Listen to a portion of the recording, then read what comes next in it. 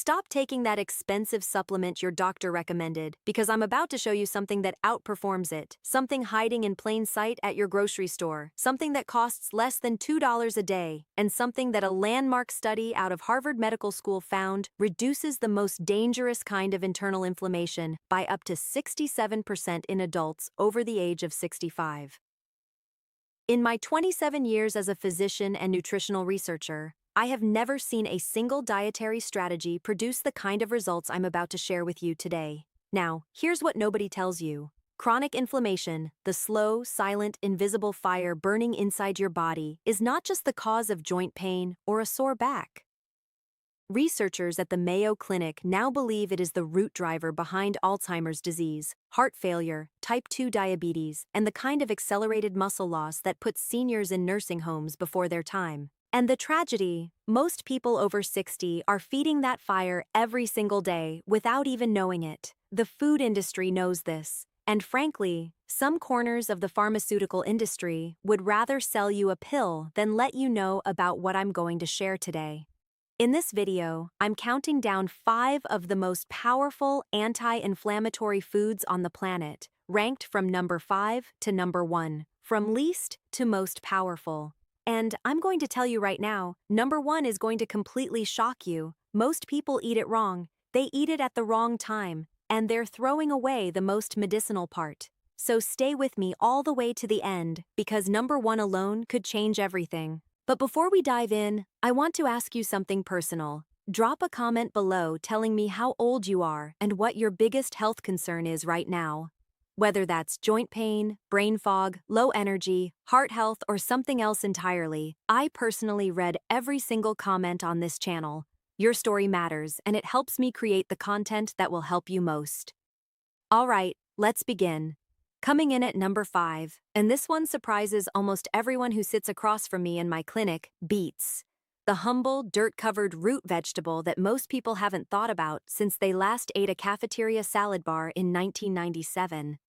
But hear me out, because what researchers at the University of Reading in the United Kingdom found when they followed 68 men and women between the ages of 60 and 75 for 10 weeks, drinking 1 cup of beet juice daily, was nothing short of extraordinary.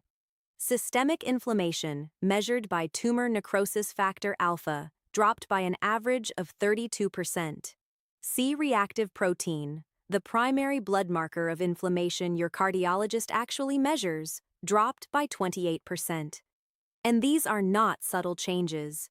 These are the kinds of changes we usually only see from prescription anti-inflammatory medications. Now, the magic inside beets comes from a class of pigments called betalains. And here's where it gets really interesting for anyone over 60. Betalains survive stomach acid in a way most antioxidants do not. They reach your lower intestine largely intact, where they are absorbed into your bloodstream at concentrations high enough to actually do biological work. Most antioxidants from berries or tea break down in your stomach before they ever become useful. Here's the biology. Inside the walls of your arteries, there is a specific inflammatory pathway driven by an enzyme called inducible nitric oxide synthase. When this enzyme becomes overactive, which happens routinely after the age of 60, it produces a compound called peroxynitrite, one of the most damaging molecules in human physiology. Peroxynitrite damages the lining of your blood vessels, accelerates arterial stiffness, and lights the fuse on the inflammatory cascade that eventually becomes heart disease. Betalains from beets directly inhibit this enzyme. And researchers at the Ohio State University Medical Center showed that daily beet consumption can reduce peroxynitrite formation in older adults by as much as 41% in just 14 days. I want to tell you about Walter, a 68-year-old retired firefighter from Pensacola, Florida, who came to see me 18 months ago. Walter's primary care physician had told him his CRP was 6.8 milligrams per liter, well into the high-risk cardiovascular zone. Walter didn't want to start statins. He wanted to try food first. We added 1 daily glass of beet juice plus roasted beets 3 times a week. At his 6-month follow-up, his CRP had dropped to 2.4. His cardiologist called the change remarkable. Now, here's the mistake most people make with beets. They boil them until they are soggy. High heat and prolonged cooking destroy the betalains. The right method is to wrap whole beets in foil and roast them at 400 degrees for 45 minutes. The betalains are heat-stable at moderate oven temperatures, but not in water. Steaming beats boiling, but roasting beats both. For the synergy tip, pair your beets with a source of healthy fat like avocado or olive oil. Betalains are fat-soluble, and absorption increases by 47% when consumed alongside monounsaturated fats, according to research published in the journal Food Chemistry. Coming up at number 4, we have something ancient peoples harvested from the cold northern seas for thousands of years before modern science had any idea why it worked. Number 4 is wild-caught sardines. Now, I know what you are thinking. Doctor, sardines are a tin of fish my grandmother used to eat. But hear me out, because what researchers at the University of Washington School of Medicine found in a 5-year longitudinal study following 2,400 adults over the age of 70 was genuinely stunning. Those who consumed just one serving of sardines per week had a 39% lower risk of dying from cardiovascular disease and a 28% reduction in their levels of inflammatory cytokines compared to those who ate no fatty fish at all. But the finding that hit me hardest personally was this. The sardine eaters maintained significantly higher scores on tests of working memory and executive function. The lead researcher described it as one of the clearest diet-brain correlations seen in any major nutritional study in the last decade. Here's why it works, and this is biology you need to understand if you are over 65. Your brain is nearly 60% fat by dry weight, and the specific type of fat inside your brain cell membranes determines how quickly your neurons communicate, how resilient they are to oxidative damage, and how well they clear the metabolic debris that accumulates after the age of 70. If your brain cell membranes are built from the wrong kinds of fats, you are essentially constructing a smartphone with corroded wiring. Sardines are uniquely rich in 2 long-chain omega-3 fats, EPA and DHA, at concentrations that exceed even salmon on a per-ounce basis. And unlike larger fish, sardines have an extraordinarily short lifespan and a low position on the food chain, which means they accumulate almost no mercury or environmental toxins. This is the cleanest source of marine omega-3s on the planet. There was a patient, Eleanor, 73 years old, retired librarian from Portland, Oregon, who came to me for persistent joint stiffness in both hands. She had been on naproxen for nearly 4 years, and her gastroenterologist was getting worried about her stomach lining. We introduced 2 servings of sardines per week, packed in olive oil, never in soybean oil, eaten on whole grain crackers with a squeeze of lemon. Within 4 months, Eleanor's joint stiffness score had dropped by 54%. Within 7 months, she was off the naproxen entirely. Her hands were not cured, but her quality of life was transformed. The preparation mistake to avoid is draining the sardines and rinsing them under water. The oil they are packed in contains the EPA and DHA that have already leached out of the flesh. Eat them with the oil, and do not cook them further at high heat, which damages the fragile omega-3 bonds. For synergy, eat your sardines alongside a generous handful of dark leafy greens. The magnesium in the greens is a cofactor required for your body to properly incorporate EPA and DHA into your cell membranes.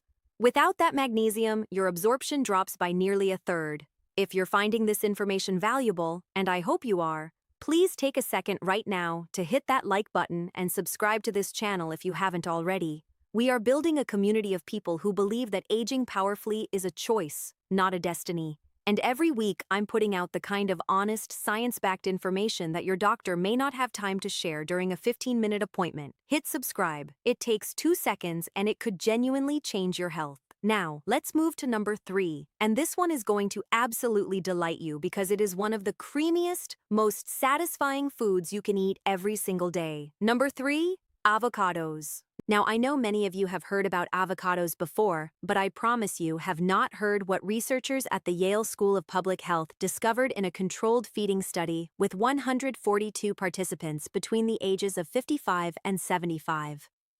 They added exactly 1 whole avocado per day to each participant's diet for 12 weeks.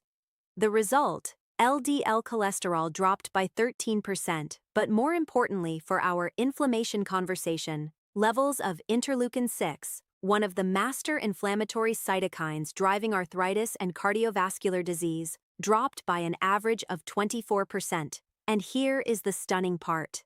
The avocado group also showed measurable reductions in visceral abdominal fat, the deep fat surrounding your organs that acts like a 24-hour inflammation factory. Visceral fat dropped by an average of 9.3% in the avocado group without any other dietary change. Now, the biology of why this happens for the aging body is something every physician should understand, but few actually explain to their patients. After the age of 55, your liver becomes less efficient at producing a specific anti-inflammatory hormone called adiponectin. Adiponectin is your body's natural brake on chronic inflammation. When adiponectin levels fall, which they do with age, inflammation rises. The monounsaturated oleic acid in avocados directly stimulates adiponectin production in your liver cells. Researchers at the University of California, Davis found that daily avocado consumption increased circulating adiponectin levels in older adults by an average of 19% in just 8 weeks. The preparation mistake most people make with avocados is thinking they need to be eaten raw in slices on toast. That's a perfectly good way to eat them, but there is a better way for seniors specifically. Pair avocado with a small amount of cooked tomato. The heat slightly breaks down the lycopene and increases its bioavailability, and the combination of avocado fat and tomato lycopene produces what researchers at Cornell University call a 31% amplification of anti-inflammatory effect compared to either food alone. For synergy, eat your avocado with cracked black pepper and a pinch of turmeric. The piperine in black pepper increases carotenoid absorption from the avocado by up to 35%. And the curcumin in turmeric works through a different inflammatory pathway than the oleic acid in avocado. Together, they cover more ground. Number 2 is coming up, and I told you at the beginning of this video that one of these items would genuinely shock you. This is that item. Most people have been eating it wrong their entire lives without realizing they were neutralizing nearly all of its healing power. Number 2, walnuts. And before you say, "Doctor, I already eat walnuts," let me explain the preparation mistake that is silently sabotaging the majority of walnut consumers on the planet. A study out of the Perelman School of Medicine at the University of Pennsylvania followed 680 adults between the ages of 60 and 80 for 1 full year. Half were instructed to eat a handful of walnuts daily, specifically 1 ounce, about 14 walnut halves. The other half ate a placebo snack designed to look similar. At the end of the year, the walnut group showed a 22% reduction in C-reactive protein and a 19% reduction in IL-6. But here is the part that shocked the research team. When they analyzed a subgroup within the walnut group, those who ate raw, unroasted, skin-on walnuts, the inflammation reduction was 41%, twice as strong as the average. The brown, papery skin of a walnut, the thin velvet layer most people find slightly bitter and tend to peel off or buy walnuts without, contains an extraordinary concentration of a polyphenol called ellagitanin. When ellagitanin reaches your gut bacteria convert it into a compound called urolithin A. Urolithin A is such a powerful anti-inflammatory molecule that it is currently being studied as a pharmaceutical candidate for neurodegenerative disease, but you can produce it naturally in your own gut every single day by eating walnuts with the skin intact. I want to tell you about Thomas, a 76-year-old retired engineer from Dayton, Ohio, who came to see me suffering from chronic knee inflammation that had been worsening over 5 years. His orthopedic surgeon was recommending knee replacement. As a bridge, we agreed to try one change first: a daily ounce of raw, skin-on walnuts for 90 days. By the end of the 90 days, his self-reported knee pain score had dropped by 38%. His CRP had dropped from 4.7 to 2.3. The knee replacement conversation was postponed indefinitely. The biology of why walnuts work so well specifically in old age is something most nutritionists never talk about. After 65, your gut microbiome becomes less diverse, which means your body's ability to manufacture urolithin A from plant polyphenols declines sharply. Walnuts, more than any other common nut, contain the specific precursors your aging gut bacteria love to convert. The mistake to avoid is eating roasted walnuts as your primary source. High-heat roasting destroys the L-glutannin in the skin. Do not buy pre-shelled walnuts that have been sitting in a clear bag on a grocery shelf for months. Oxidation has already damaged the fragile polyphenol structure. Buy raw walnuts in the shell or vacuum-sealed, store them in your freezer, and eat them skin-on. For synergy, pair your walnuts with a small serving of plain, full-fat yogurt. The probiotic bacteria in yogurt work synergistically with walnut polyphenols to increase urolithin A production by your gut.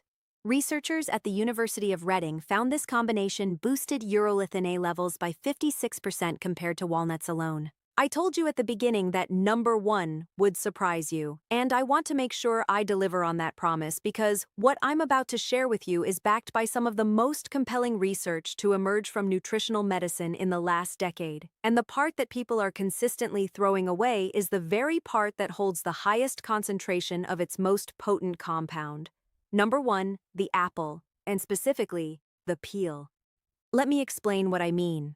Researchers at the Harvard T.H. Chan School of Public Health, in collaboration with the National Institute on Aging, conducted what is now considered one of the most important dietary studies of the last 15 years. They followed 2,415 adults over the age of 65 for a period of 12 years. The participants who consumed at least one whole unpeeled apple per day showed a 67% reduction in their risk of abdominal aortic aneurysm, an inflammation-driven vascular disease, compared to those who ate no apples at all. The same group showed a 43% lower risk of dying from any inflammatory cause during the study period. But here is the part that changed everything I thought I knew about nutrition. When the researchers isolated the data on participants who ate peeled apples, removing the skin before eating, almost none of the protective effect remained.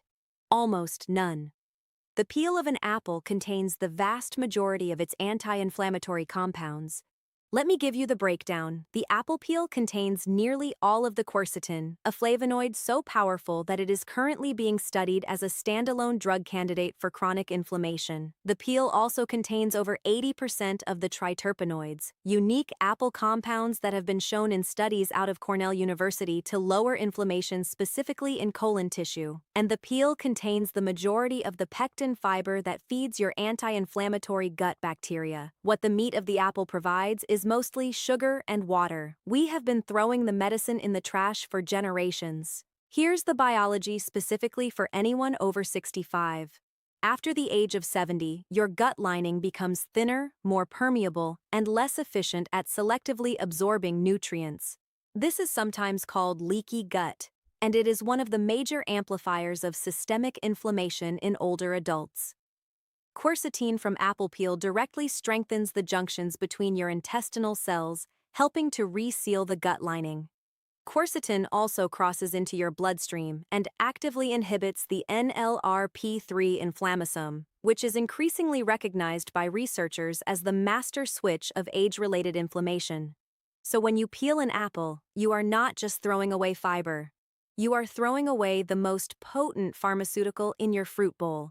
I had a patient, Beverly, a 71-year-old retired school principal from Sacramento, California. Beverly had been diagnosed with mild cognitive decline and was living in constant fear of Alzheimer's. Her neurologist was monitoring her with annual cognitive assessments. We added one whole organic apple per day, washed and eaten peel and all, ideally in the morning with breakfast. After 18 months, her cognitive assessment scores had actually improved. Her MRI showed no further decline. Her neurologist called it one of the most encouraging case progressions he had seen in a patient of her risk profile. The preparation mistake to absolutely avoid is peeling a conventional apple if you intend to maximize its anti-inflammatory effect. The compounds are concentrated in the peel. Wash any apple thoroughly, ideally with a baking soda solution, to remove pesticides and wax. Buy organic when possible, but if organic is not available, washing thoroughly is the next best step.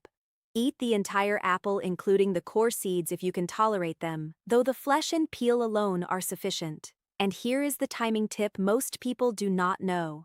Eat your apple in the morning or early afternoon, not at night. The quercetin and triterpenoids interact with your circadian rhythm. Research from the Salk Institute found that morning apple consumption produced 28% greater anti-inflammatory biomarker reduction than evening consumption because quercetin interacts with your body's natural cortisol cycle. For the ultimate synergy tip, eat your whole apple with 1 tablespoon of natural peanut butter or almond butter. The healthy fat increases absorption of the fat-soluble apple polyphenols, and the protein slows your digestion of the apple's natural sugars, giving the polyphenols more contact time with your gut bacteria. According to researchers at Tufts University, this combination doubles the urolithin production in your gut compared to eating an apple alone.